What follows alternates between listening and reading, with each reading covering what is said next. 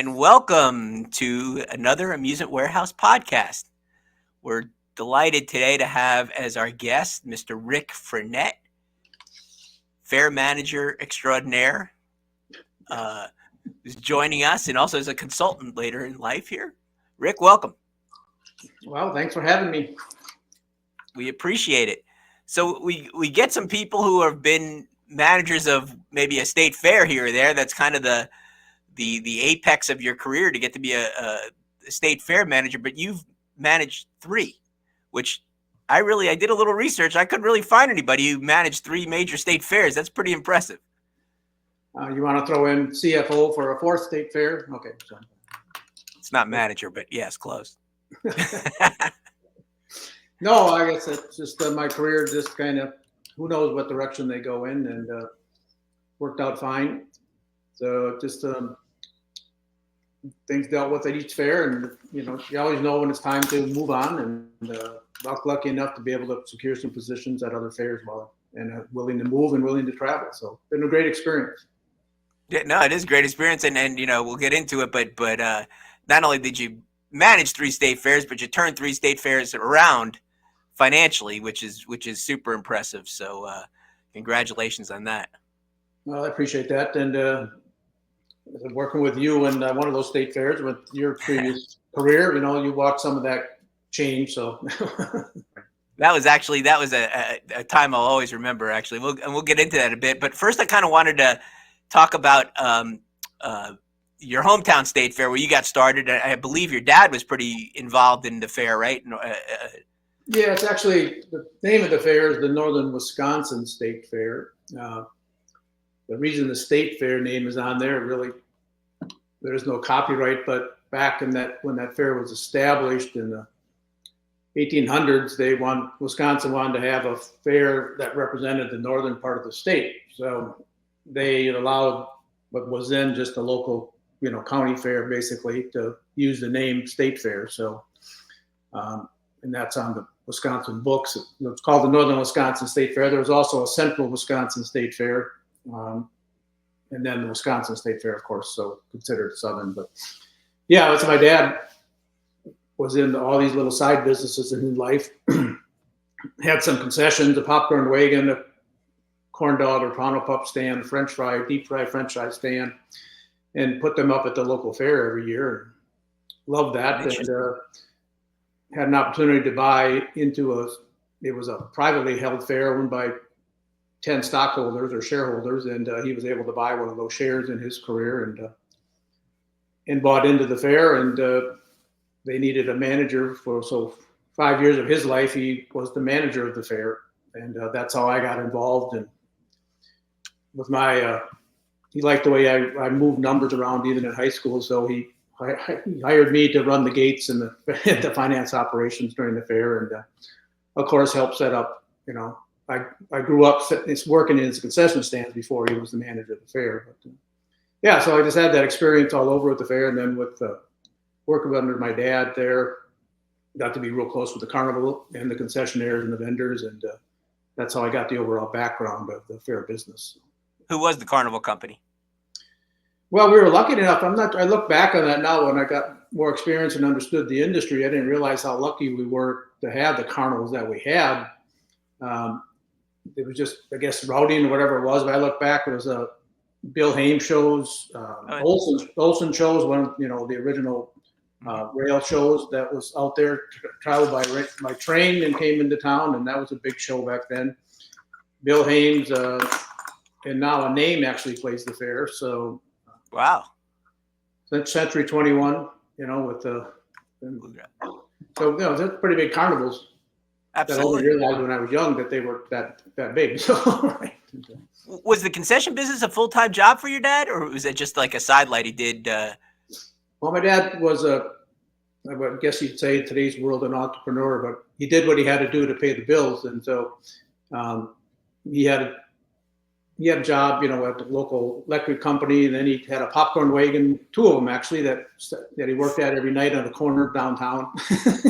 In Chippewa Falls, and my dad was smart enough. He parked the popcorn wagon right across from the theater. So, wow.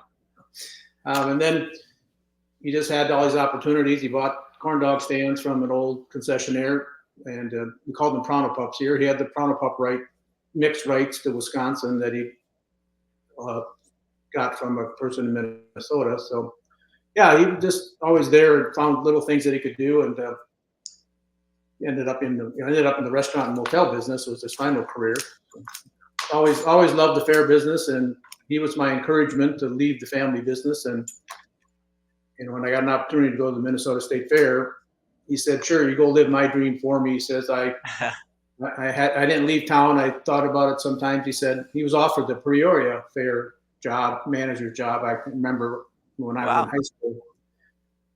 And then he told me later in life that he didn't take that job because he didn't want me to have to leave high school. So. Oh, wow. So you were in high school when you were doing the finance job at the North Wisconsin State Fair, right? I was running the gates when I was 15 years old, and balancing the gates and the money and all that kind of stuff. Wow, that's a big job. And so was the Minnesota job post college, or where was that? Well, it definitely was post. Yeah, I was 32 when I went to Minnesota. So. Oh, wow. Okay. From graduating from college, I worked. Worked for my dad. He had a restaurant and motel, so I tended bar at night and worked in the bank during the day, and still helped with the fair in the summer, with him and other people then, and then went to work full time for him for a few years in the restaurant business and the motel business, but got offered a position. Well, I got offered to come over to Minnesota State Fair one summer when they were having some difficulties, I guess, going on in the finance department. My best friend, Jim Sinclair, who is also from Chippewa Falls, and my dad hired him as his first fair job.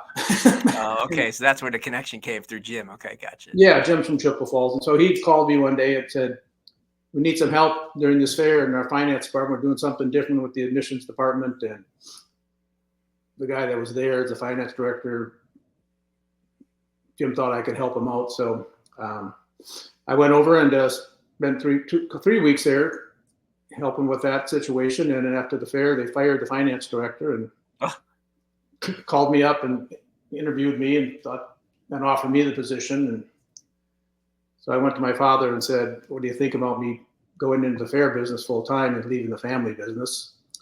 And he said, "Well, I'm not real happy about it," he said, "but I know you love it." And I said, "I love it." He said, "Go live my dream." So I did. That's awesome. That's really awesome. That's a great story. Right. And that's a big move right away, right? As finance director of the largest, one of the largest state fairs in the country, certainly the largest 2-week fair in the country. That's a big role to be. Were you nervous about it, or that little experience you had during the summer was good?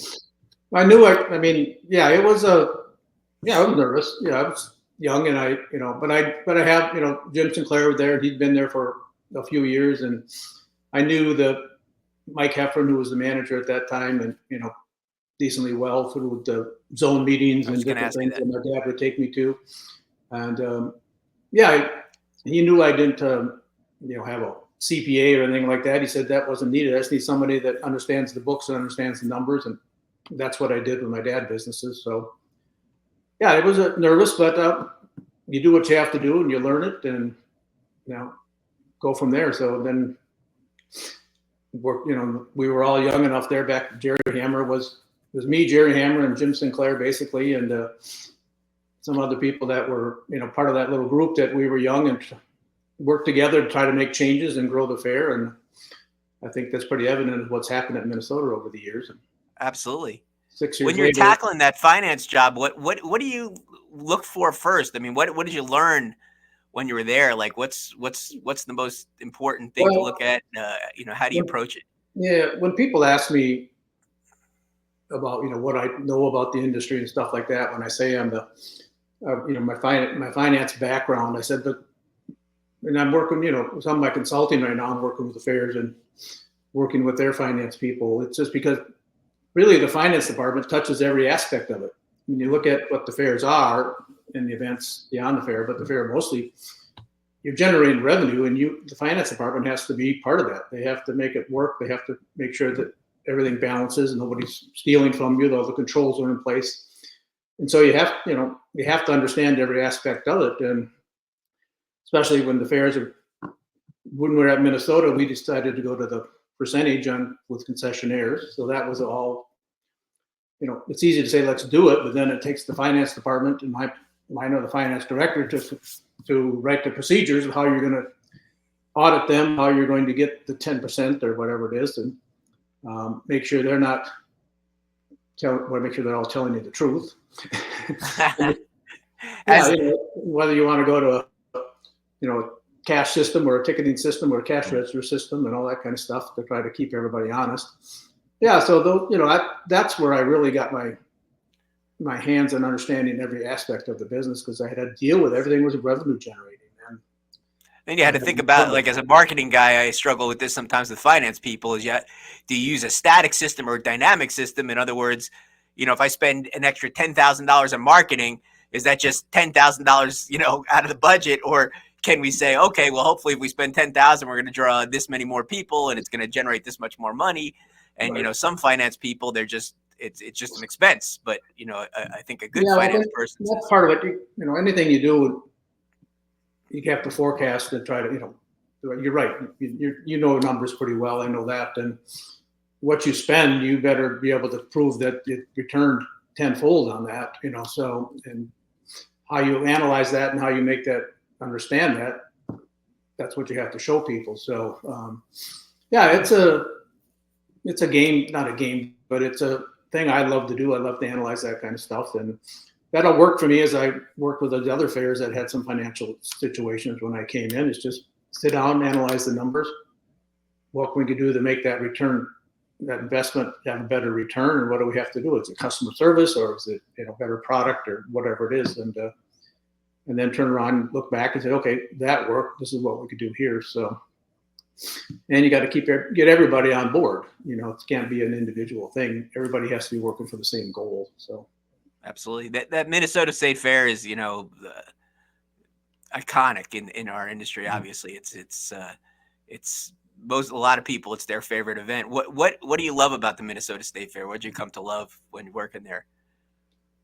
Well, working there, it was just seeing the people, the things that that's what I guess I love about the whole fair industry is that every year you get to plan an event that's appealing to, millions of people at the fairs you work with, or a small amount of people, but you get to see what they enjoy, what they don't enjoy. And then you get to start over and make changes for the things that worked or the things that didn't work. And get to see that happen next year. Different in a corporate world where they throw a project at you, you do the project, it's done, it goes away. You never see it again. The fair industry, you continue to improve and you continue to make things good. And if you got young, creative, it's not to be young, but creative people that are willing to look at that aspect of it and see what's good and what can be better. And I think the environment, that was created at Minnesota from, hiring the people he did and see what they've done. Jerry Hammer became the manager, Jim Sinclair, basically, revolutionized the independent midway world, which I was part of planning that whole thing. I just happened to leave the year before we implemented it, but all those procedures of ticketing and weighing tickets and balancing the money and doing all that and writing 40 different, 50 contracts all came out of the finance department. So, that's, we got to be creative. You got to, be willing to make mistakes too. My dad always said, you're going to make mistakes, but you better learn from them. If you can't learn from your mistakes, then you're going nowhere. So, yeah. I was just going to touch on the independent midway thing. So that was, I know Dallas existed, but it was semi-revolutionary. You had Royal American shows for forever. I don't even know when they started there. It was a long time, and forever, right? I know at the end when they were sort of in their decline, what was the process and the decision making that went into that, and how did you come to arrive at the decision to go independent, especially during Labor Day where everybody's kind of busy? So it was a little bit of a risk, I guess.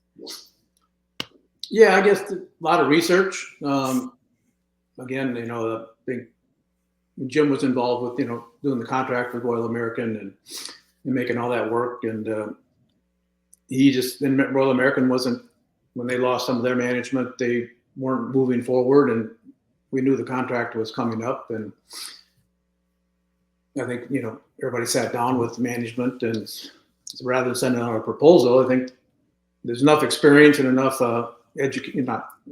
knowledge that we felt we could probably, just talking to everybody, book enough rides on your own and games and make it work.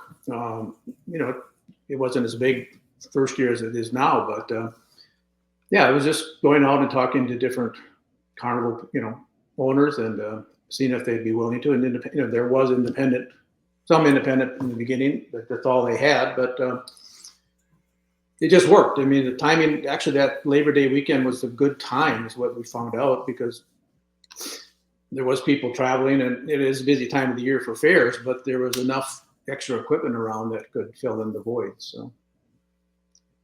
And then you got the theme a little bit with what you called the midways. You really got to make it part of the fair itself, instead of just, hey, the carnival's over there, and this is now you had a theme, you had existing signage and flags and all that stuff, which made it neat.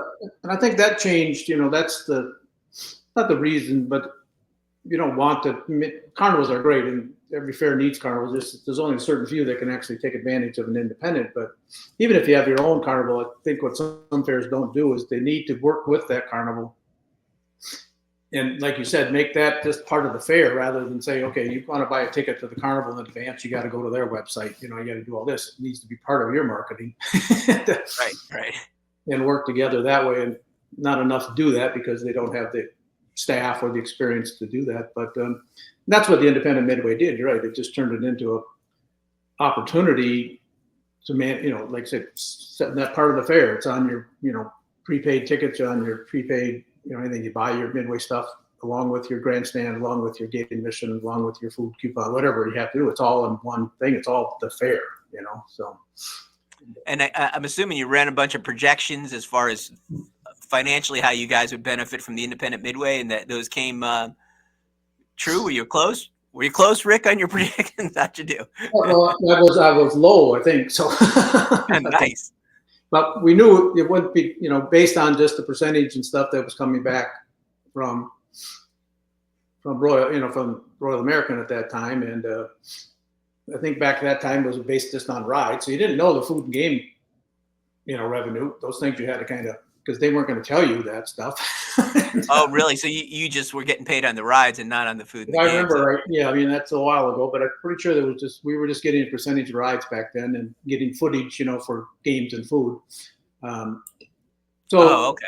So you didn't know, and then going to the percentage on those, even in your independence, it was was consistent with your vendors on the concessionaires and vendors on the fair side. Yeah.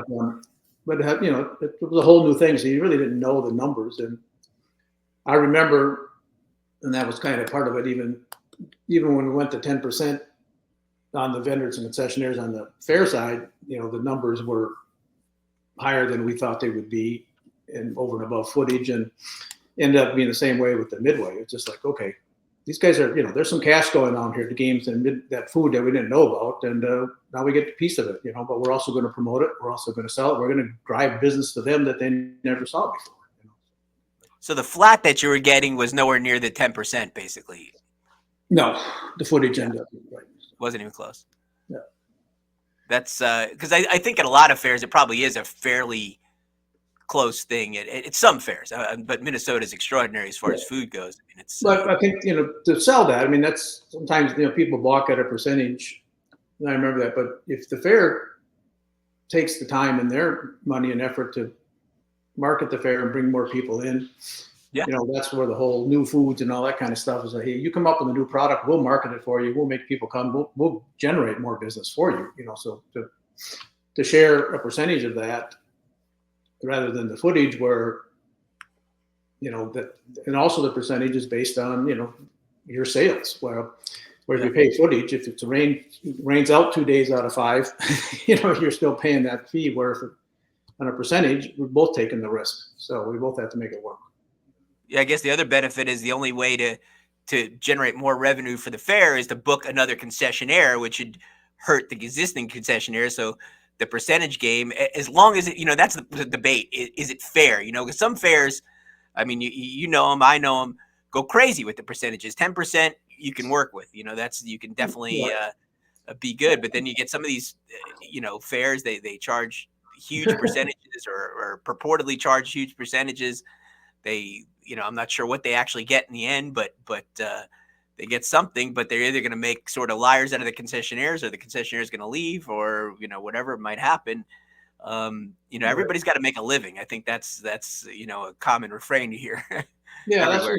And the 10%, I mean, that's not out there anymore. I know that even in Minnesota, but yeah, the thing, right, going to percentage, I feel that I always felt that if people are going to spend so much money, and whether you have 10 concessions or 100 based on your space, but the things you can do if you go percentage is that, instead of just selling, like you said, selling fence to fence on whatever you can squeeze somebody in because you're going to get some flat rent out of them, you have less concessionaires with great products and can serve a lot of people, so you open it up, you create more seating areas, you create more creature comforts and customer service. People stay longer, they spend more, they might have 2 meals there rather than one. And those, and the money's being spent, so the percentage becomes the same, the revenue back to the fair, and the concessionaires that are there are making more money. So that's how, and there's, working with some fairs, working with a fair right now, a big fair that knows that's, their future needs to be to reduce their concession numbers and create more, comfort for the guests so that they will stay longer and spend more money at the other ones. But, they're still old school where it's basically fence to fence, crowd them in concessionaires with no place to sit down and eat the food that they're selling. Right. But coming from a finance guy, that's encouraging because, a lot of people don't think that way. They just think more, more is more. And they don't, because it does take a little bit of a leap of faith, but you believe in it because you've seen it. You know that if you put the concessions there and you give them a place to sit and you have people stay longer, the satisfaction is going to go up. They're going to spend more money over time, and it's real. But it does take a little bit of a leap of faith to believe that that's going to happen. It's tough sometimes. Yeah, and for me, even after my career managing fairs and the last 7 years doing the consulting, I mean, I've learned a lot more about how other people think and what they do, and not necessarily my ideas and my thoughts are the best, but I'm able to analyze what they're thinking and bring some of my ideas and thoughts of them. And we talk about same thing with number of people. All the small or large, a lot of fairs concentrate. We got to bring more people in. We got to bring more people in. And that's why I get tired of all the press asking, well, are you up from last year? Or are you down or whatever? I mean, to me, it's all about working with the numbers that you have, realizing that's probably where it's going to be around that number every year. So how do we get those people, like you just said, stay longer, spend more money, and we all make more money? We can handle it. There's no long lines. There's no, disconvenience, or that's not even a word, but inconvenience, like, trying to get into the parking lots or doing whatever. You take care of all that kind of stuff. If you're always working to add another 10%, you're eventually going to outgrow yourself. You're not going to be able to handle the people. They're going to be disgruntled. They're going to be upset. And they're not going to come back. So manage what you have. I mean, that's always been my philosophy. And that's why when I went to Ohio, we said what the real numbers were so we could manage with those real numbers. Yeah, no, I think that's a good. So Minnesota, how many years did you wind up being there? A little less than 7 years. So. 7 years. Yep. And then came the knock on the door, the opportunity, I guess, to go to take a step up.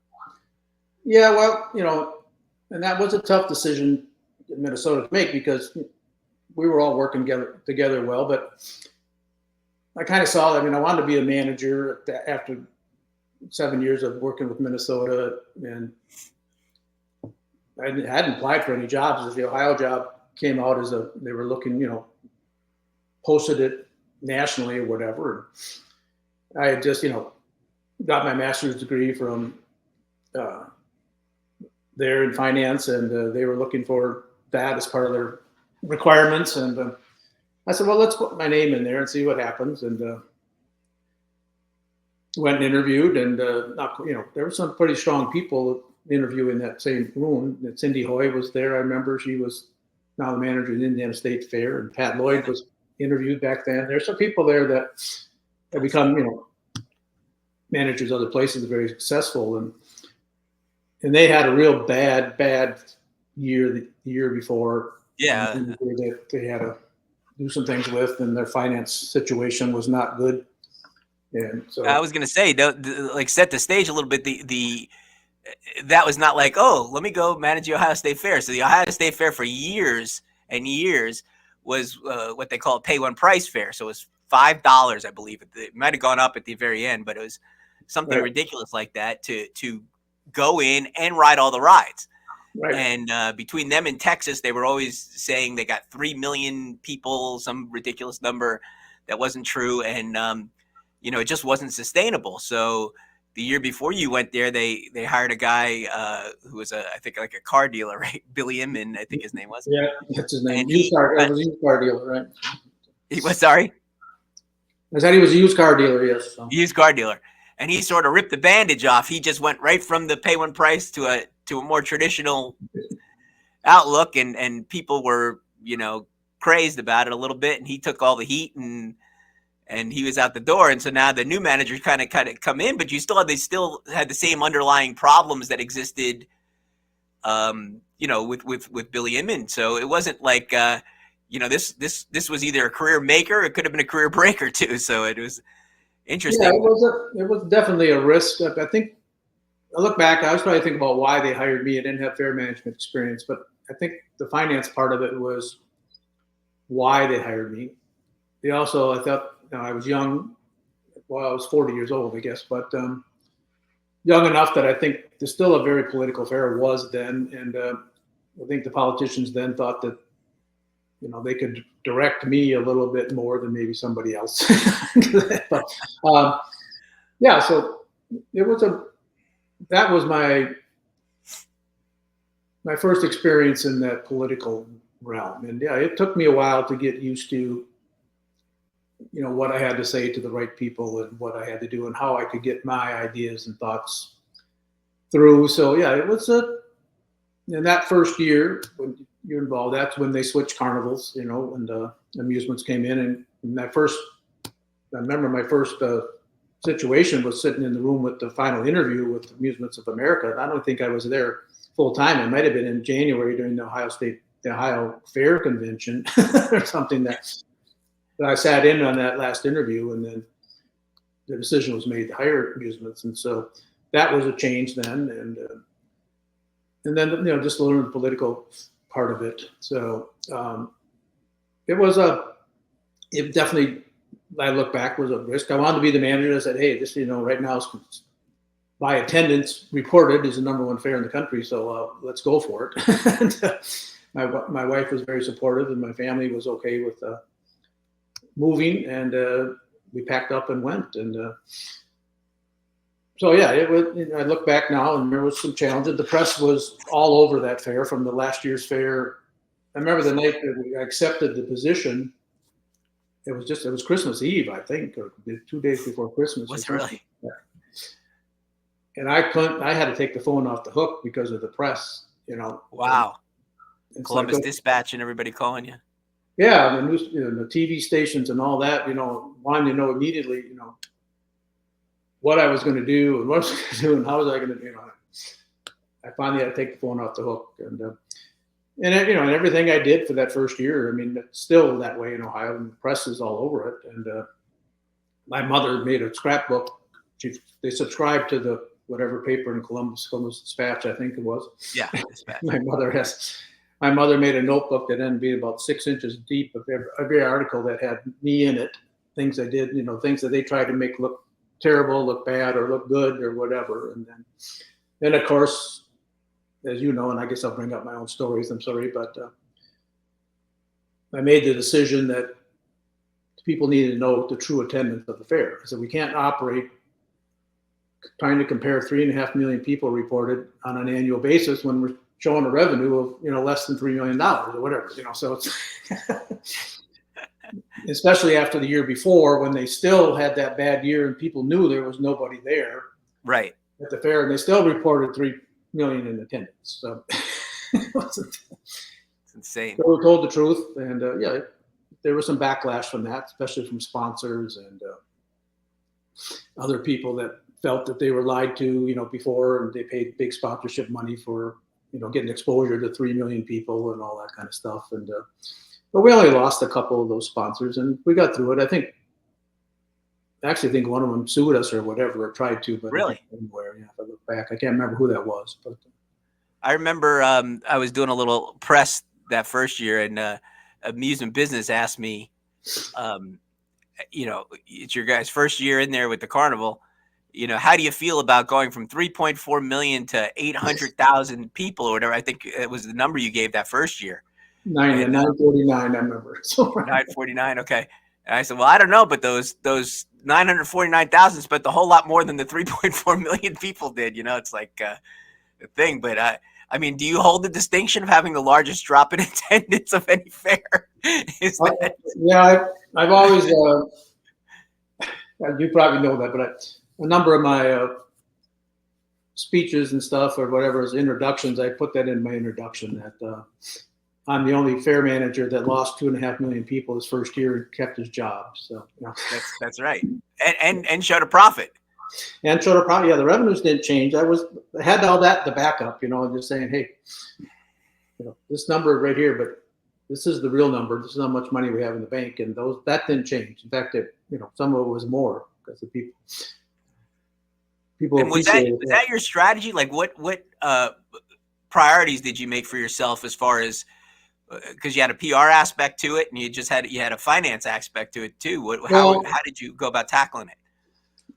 Yeah, I think that was a decision, working with my PR director back then, and, do we wait till after the fair, make the announcement, say the attendance, and then, or do we do it, tell the press? And we had an official news conference and told them this is what's going to happen. And I told them what the anticipation was based on revenues of the years before and like that I predicted it probably would be less than 1 million that would, be an actual attendance of the fair, but that would be consistent with the years before, I said, I'm not trying to tell you that fairs, because of the way I'm running it, we're going to lose 2 million people that were here because they were never here. So we made the decision to tell them ahead of the fair that this is what was going to happen.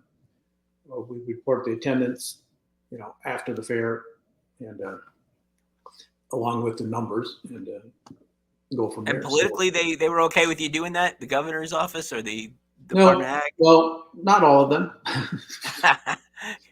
No, there was some backlash from some of the governor's office people, and some of the biggest backlash wasn't somebody who was still in government, but the previous governors that started this attendance reporting war between Ohio and Texas. Right. Yeah, he's very famous, and he called me into his office my first week when I was in Ohio. He had an office downtown still. He was not the governor anymore, but he brought me in and he just said, I don't know what they're thinking. He says, why they hired some dire Minnesotan to come here and run the Ohio State Fair. And, can't count. And he basically said, don't screw this up or whatever.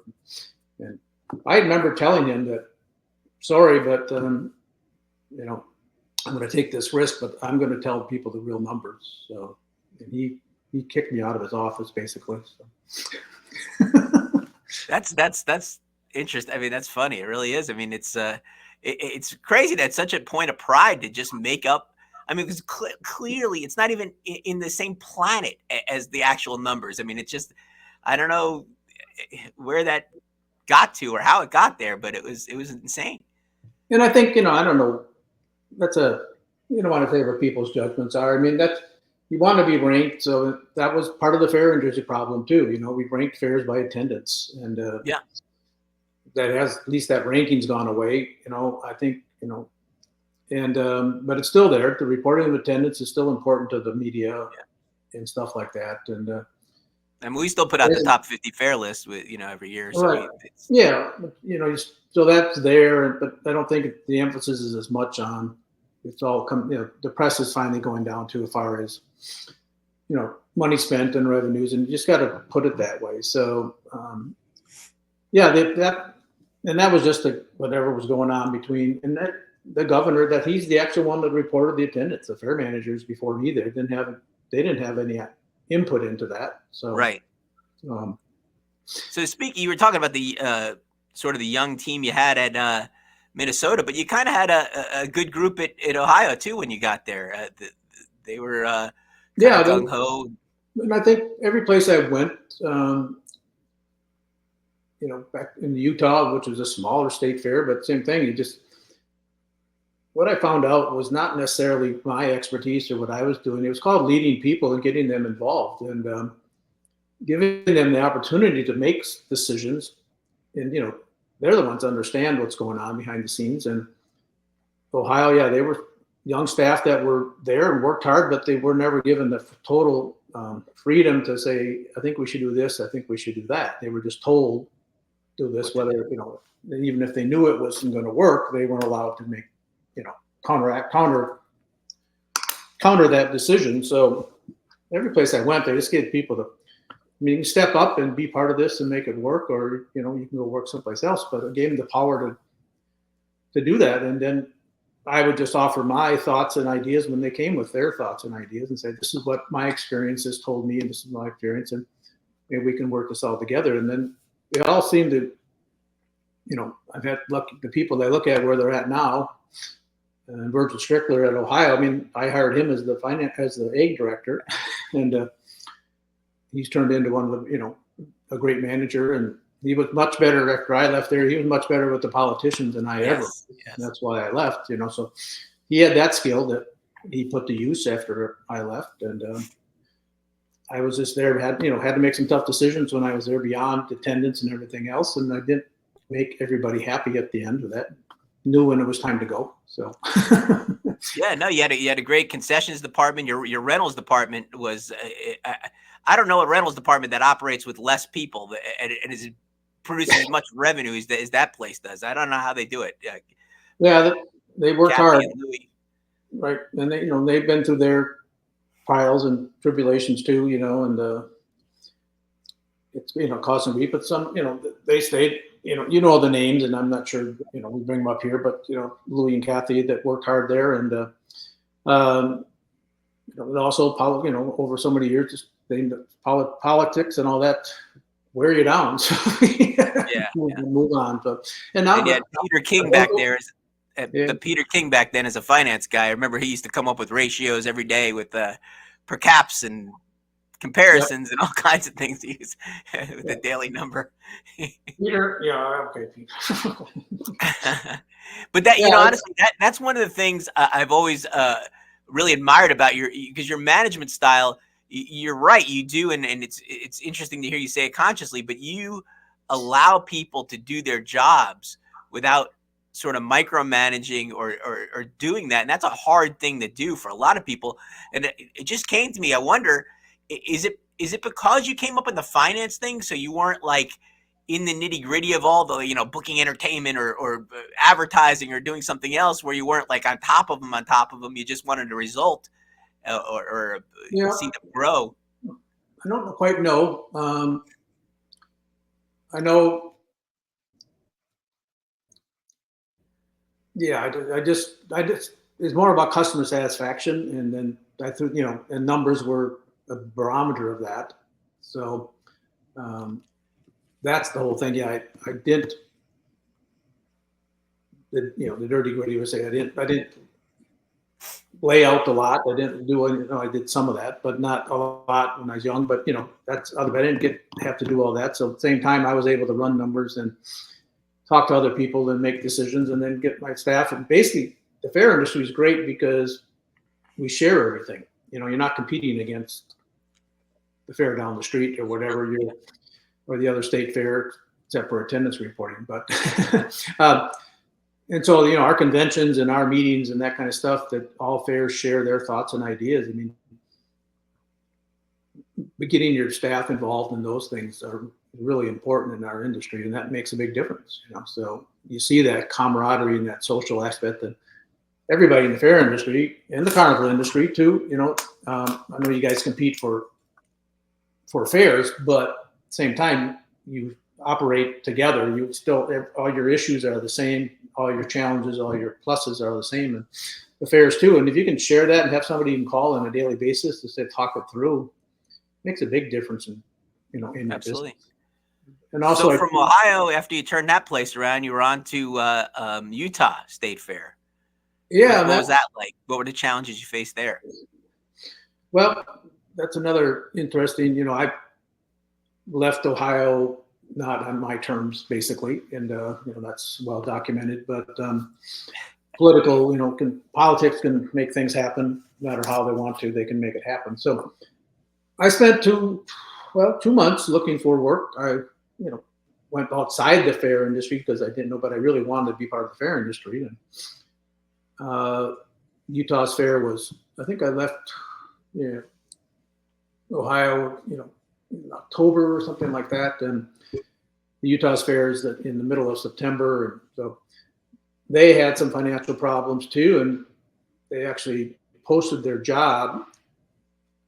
And I saw that and put my application in. And it just so happened that the chairman of the board called me right after he saw my resume and said, I was just at your fair. And that year, and he said, you willing to come here? And I said, well, I'm willing to talk about it. I don't want to be in the fair industry. I said, I don't know exactly what's going on there.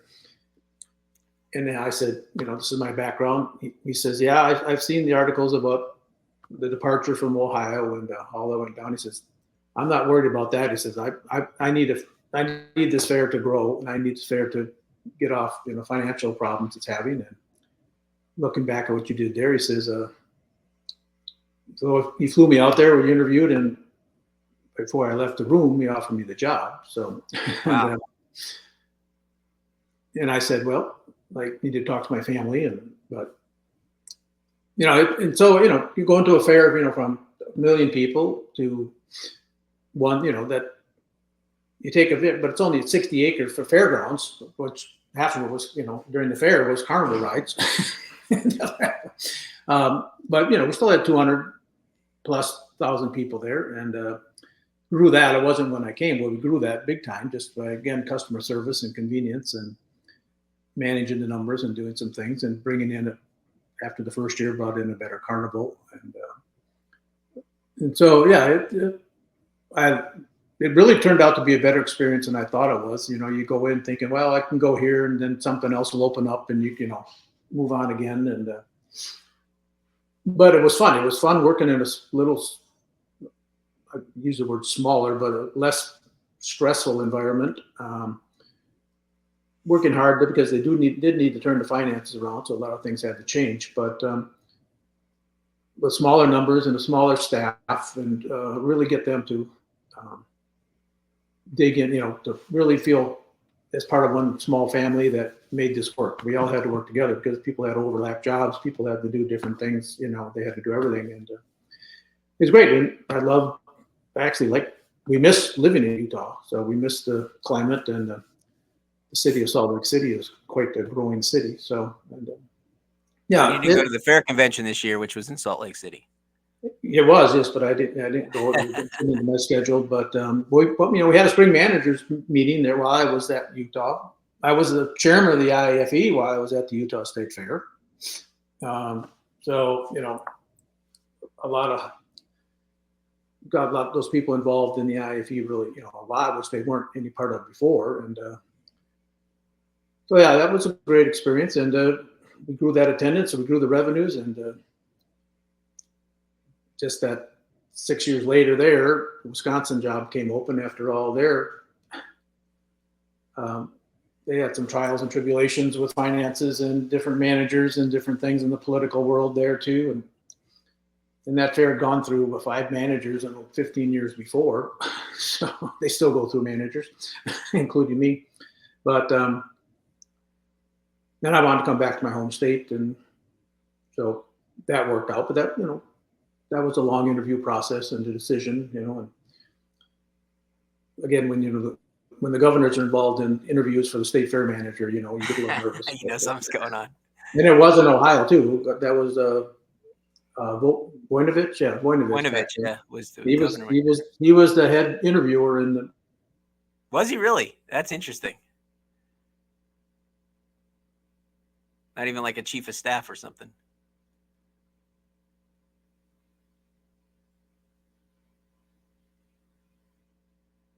And, there we go. Okay. Yeah. I lost the connection for a minute there. Pause for a second.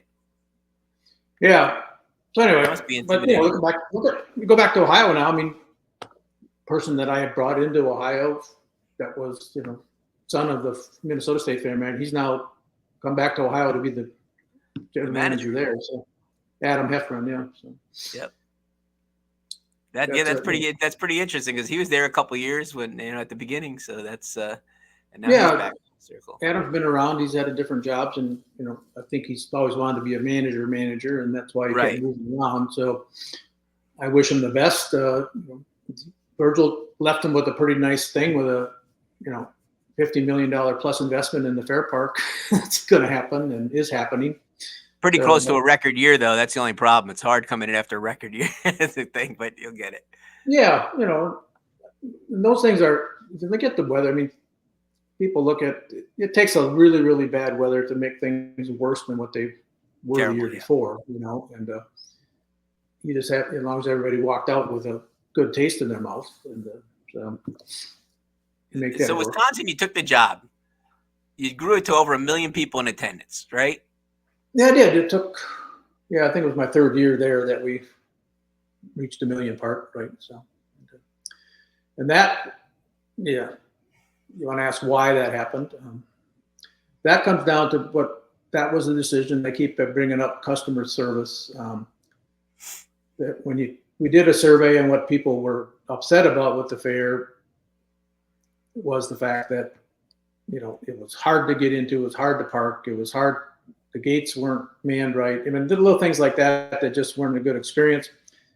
Again, they had, filled the grounds with concessions and space, and people weren't comfortable. So it's just a matter of what can we do more to make this more of a convenient thing, and, created park and ride lots and whatever else you have to do to get people to come to the fair without the hassle, advanced ticket sales and all those things. And so a lot of those customer service things. And then, you don't know this, you got to have something happen. But if you remember back when I can't remember that first year or second year, but the first year when the first night of the fair, we had the kids decide to cause problems on the Midway. I was just going to ask you about that. Yeah, we ran them out that front gate, not, with police to get them off the grounds, but nobody thought about the fact that was on the north end of the fairgrounds, and for them, they're all urban kids that came out basically by bus or whatever to the fair. They didn't drive, and so to get to the buses, they had to go outside into the neighborhoods and back to the other side of the fairgrounds. So they decided to create a lot of vandalism and damage and things that happened, and so we immediately the next day got up and talked to other fair, talked to South Carolina and fairs that had implemented youth admission policies, and implemented a youth admission policy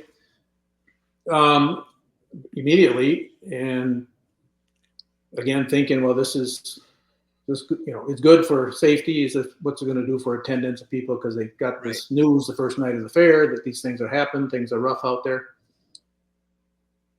It actually, again, became something that the people were always concerned about in the past. It was the safety at the Wisconsin State Fair. And as soon as we implemented that youth policy, it was like, wow, our attendance went up big time right away. It's one of those counterintuitive things, right? You think, oh, I'm going to restrict, it's going to go down, but the opposite happens. It goes up, because people feel safe. And the people were going home before that, before I got there, they were coming during the day and leaving before nighttime because of, in the main entrance of Wisconsin, you have to basically, walk through the midway to get to the main part of the fairgrounds. And it's a big walk path and everything, but it's still there. And so walking through that at night, people didn't feel safe about it. So once we got the youth policy that eliminated some of the, 90% of the problems, there's always a few that are still going to do that. The people came out, you could tell they stayed longer. Again, like we talk about, they probably ate more than once and enjoyed the midway in the evening rather than during the day. So that it was a big difference. And we just went on from there and said, okay, what else more can we do to make these people feel more comfortable here? And opened up more walkways, more paths. And those are all ideas that as a team, everybody came. And I remember when we started changing things like that, and the staff that had been there forever said, well, we wanted to do this for years, Go from there. And I said, well, let's just do it and show them that it works. So the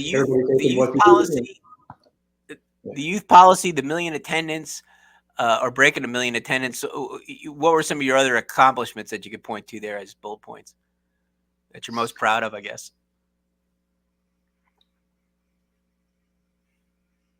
I don't really highlight what changes there because there's still things. I think there's things that didn't get done, which have happened now since I've been there. It's just I think the racetrack was always a point of contention in Wisconsin, and I was chastised because there wasn't any national races, and then at the same time I couldn't have them because the state would not spend any money on safety things for the track. So now the new governor and new administration has given the fair, at the coaxing of Roger Penske, of course, but he wasn't there back then. So they do now have a full-fledged Indy race coming this year, but they put $9 million in the track safety. So. What about the independent midway there too? You were. Yeah, I think that's the independent midway was important. The carnival that was there for years, and I knew it was not doing a good job. Part of that safety issue, then the people felt were part of the way that carnival was managed. Going in there with the experience that I had of helping putting together the Minnesota Midway, and knowing that the contract was up there, and the timing between Wisconsin and Minnesota, just sat down with Mr. Sinclair and some other people and the carnival operators and said, we got an opportunity here to run from Wisconsin to Minnesota with some of these operators, and so we'd have a good base and go from there and work together on that independent.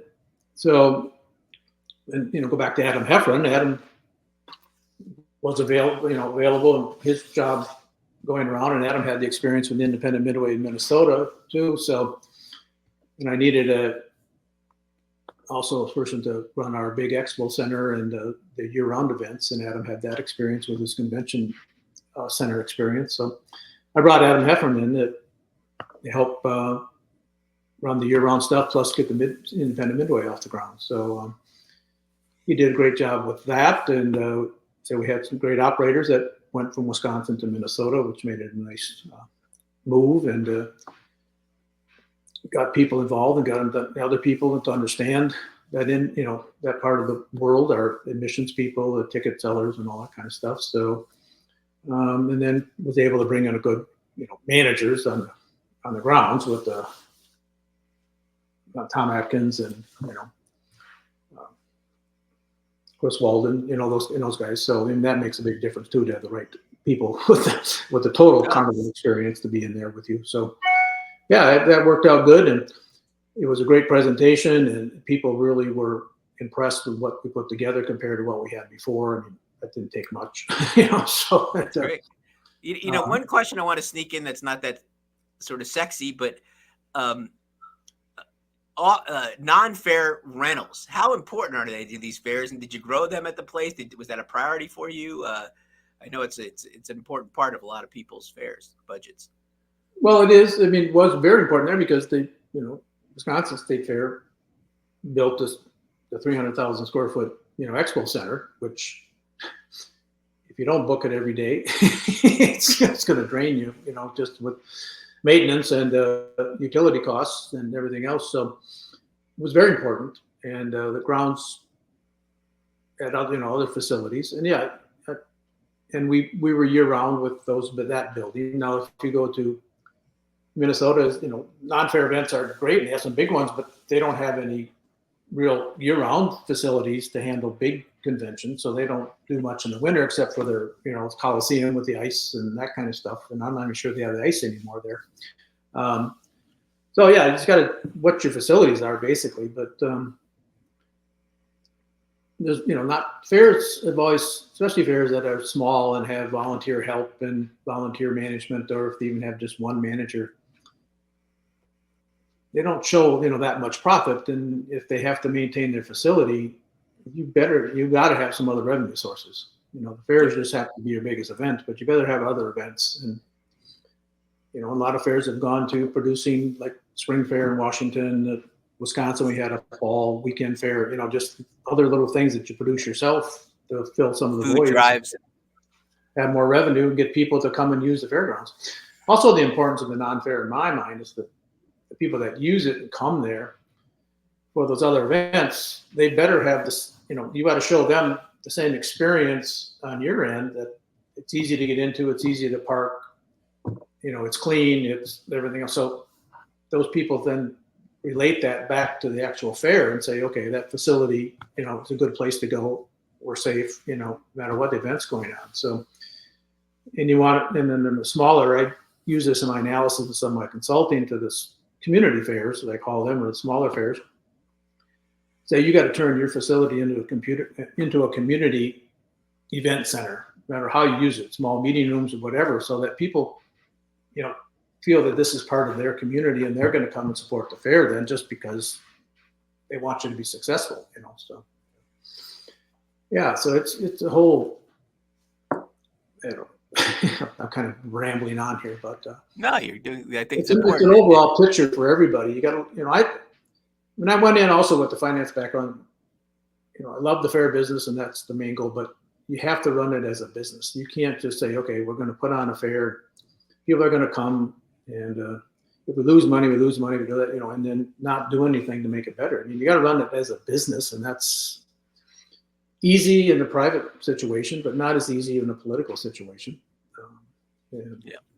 No, it makes sense. And of course, you're doing consulting now. We only got about a minute and a half left, but people, I think, need to know that they can contact you to get some advice on their fairs, and that even though you've managed 3 largest fairs in the country, you're not unaffordable even to the smaller fairs. So yeah, Rick, I remember when I switched this a minute and a half, I'd say, Ron, thank you for your help in helping me market myself.